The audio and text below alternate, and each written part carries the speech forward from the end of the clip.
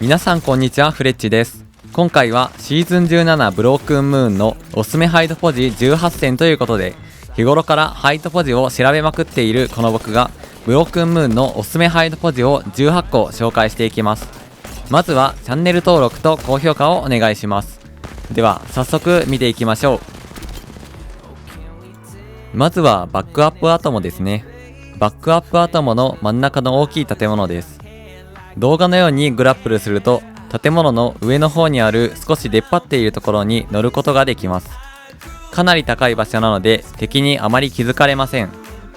ホライゾン、バルキリー、バンテージ、レブナントなどでも行けます。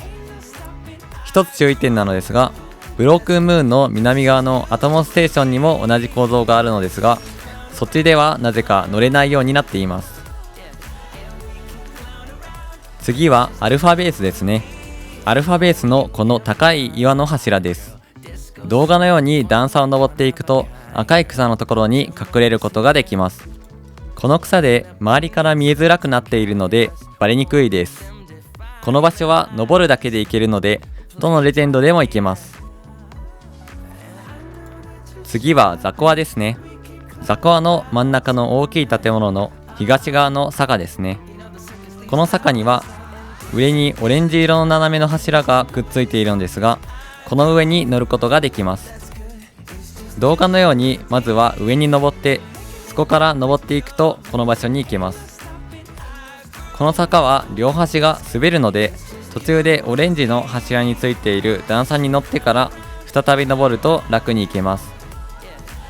ここも登るだけなので全レジェンドで行けますが、パスやホライゾン、バルキリー、バンテージなどはスキルを使うと簡単に行けます。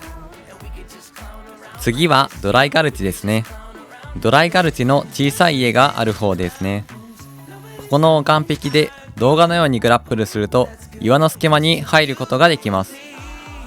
建物からちょっと見えていますが、高いところなのでバレにくいです。他にもホライゾン、バルキリー、バンテージ、レブナントなどでも行くことができます。次はドライガルチの東の道ですね。この道を歩いていくと端の方に木があるのですが、その木の根元に隠れることができます。ここは簡単ですがなかなか見ようとしない場所なので強いですね。次は生産工場ですね。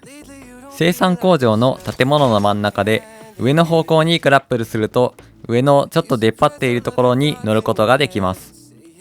この反対側にも乗ることができます。パスの他にもホライゾン、バルキリー、バンテージで行くことができます。次は鋳造所ですね。鋳造所には大きい柱が4つあるのですが、その柱には筒状のものがついています。その筒状のところに乗ることができます。このハイドポジは結構高いのでバレにくいです。他にもバルキリー、バンテージ、レブナントなどで行けますが、脱出タワーを使うと楽ですね。ホライゾンは高さが足りませんでした。次は鋳造所の東にある岩の柱ですね。動画のように岩を登っていくと岩と岩の間に行くことができます。この場所は周りから見えないので基本的に気づかれません。ここは登っていくだけなのでどのキャラでも行けますが、パスやホライゾン、バルキリー、バンテージだと楽に行けます。次はカルティベーションですね。カルティベーションの北西には高めの岩があるのですが、この岩の上は15秒ゾーンではなくて滑る床になっています。この岩の上にはくぼみがあるのでそこでとどまることができます。遠い場所から見てやっと頭が見えるだけなのでなかなかバレないです。ピンポイントに着地する必要があるので、ホライゾンかバルキリーか脱出タワーだとやりやすいです。次はカルティベーションの北のエーペックスの赤い看板があるところですね。そこの右上の岩に乗ることができます。高い場所なのでここを通る敵には見つかりにくいです。他にもホライゾン、バルキリー、バンテージなどで行けます。次はカルティベーションの東にあるアーチ状になっている岩です。ここを動画のように登っていくと岩で囲まれた場所に隠れることができます。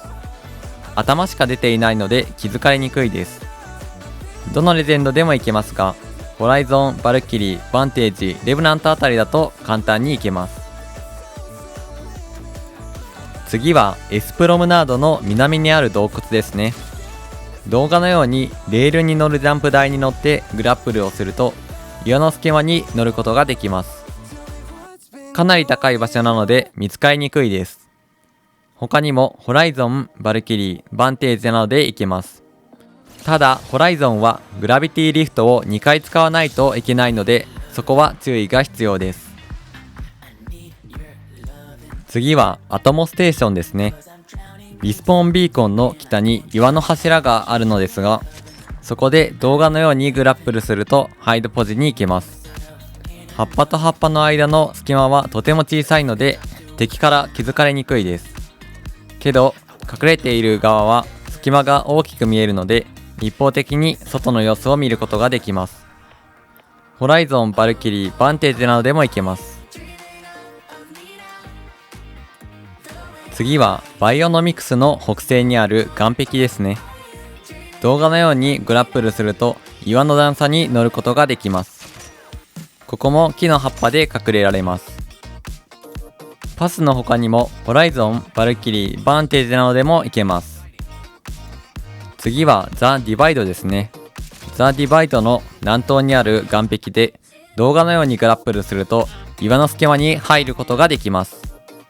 この場所は滑るようになっているのですが、滑る方向が壁側なのでとどまることができます。下から完全に見えなくなっているのでかなり強いです。ホライゾン、バルキリー、バンテージなどでも行けます。さらにこの場所では右側にある岩の隙間にしゃがみながらグラップルするとそこにも入ることができます。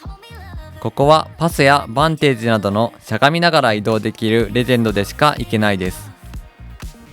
出るときは前進しながら何回かジャンプすると出られます。次はザ・ディバイドの北側ですね。家と木の間の岩壁のところで動画のようにグラップルすると岩が少しへこんでいるところに乗ることができます。この場所は高い上に前にある木の葉っぱで遠くから見えないようになっているので見つかりにくいです。ここはホライゾン、バルキリー、バンテージ、レブナントなどでも行けます。次はザ・ディバイドの西ですね。ザ・ディバイド西のジップレールが90度に曲がっているところです。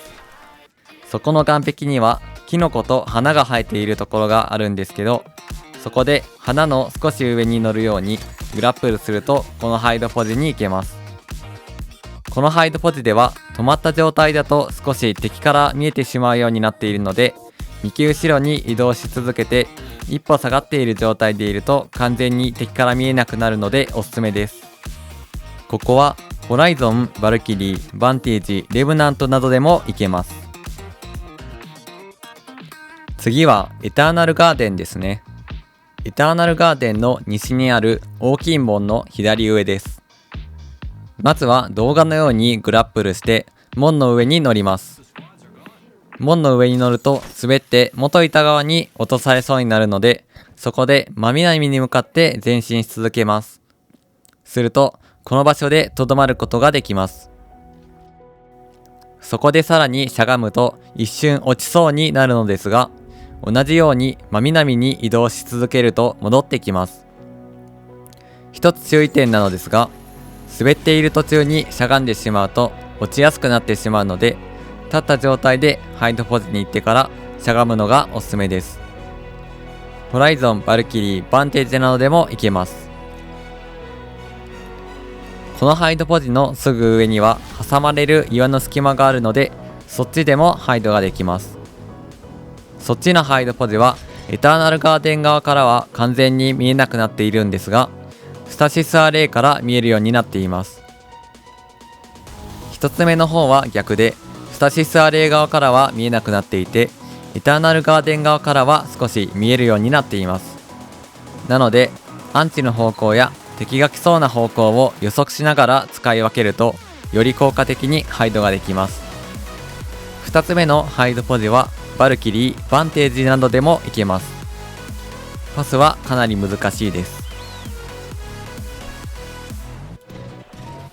ということで今回はシーズン17のブロークンムーンのおすすめハイドポジを18個紹介していきました。少しでも参考になったという方はぜひチャンネル登録と高評価をお願いします。意見や感想はコメントに書いていただけると嬉しいです。これからも役に立つ動画をアップしていくのでぜひフレッチチャンネルのチェックよろしくお願いします。ハイドポジの動画は毎日ショート動画でアップしていますのでそれもぜひ見てみてください。では次の動画でお会いしましょう。おつー。